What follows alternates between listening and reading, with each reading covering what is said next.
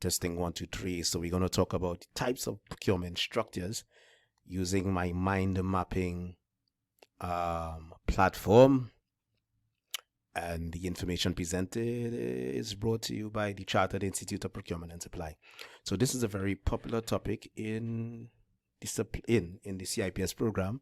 Types of procurement structures. You will see it in level 2 and in level 4.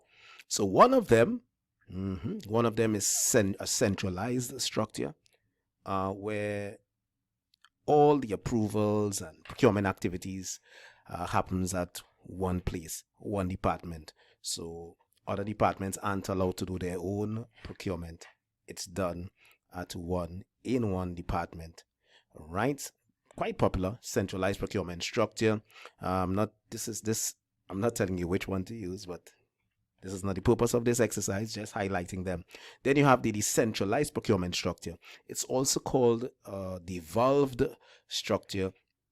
And in this situation, you have the different, might be departments and even strategic business units doing their own procurement. Okay, that's the decentralized structure. Works well for some organizations. And another structure is the consortium structure, or we used to call this a purchasing consortium. Yeah. So in the consortium type structure or purchasing consortium, well, it's a situation where you have several buying entities or several organizations or buyers coming together, pooling their resources and negotiating with a supplier. Why do that? Well, it's definitely to gain leverage, especially if the supplier's prices are, just too much for them to handle. So if we are in the construction sector, several buyers buying steel and aggregate whatever, and we're having challenges in the cost of materials, we can come together and directly negotiate with a supplier or suppliers as well. And you're seeing this diagram here tries to explain what I just mentioned.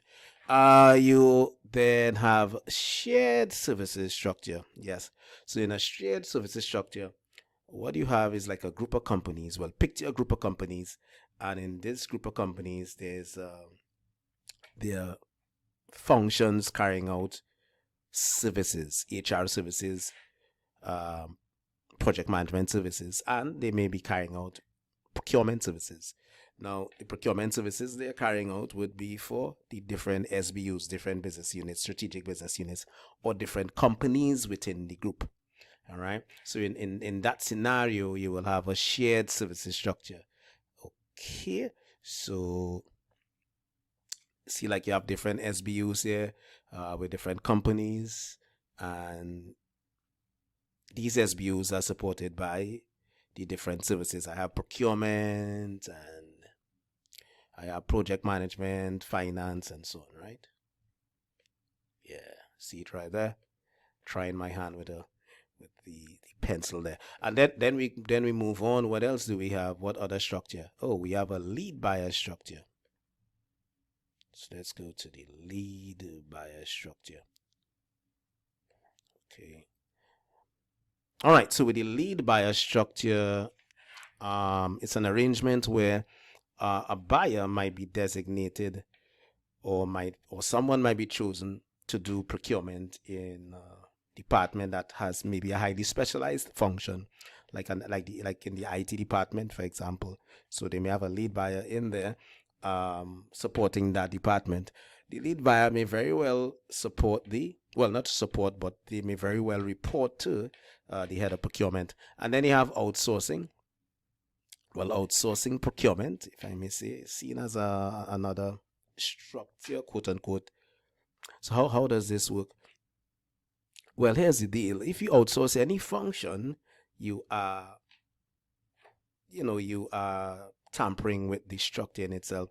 So for example, if you take logistics or IT and dissolve it and then give it a third-party provider to carry out, that in itself is outsourcing.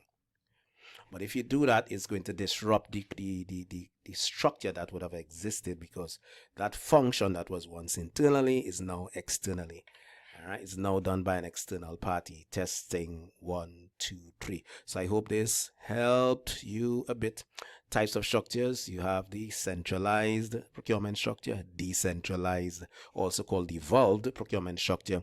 You also have consortium structure.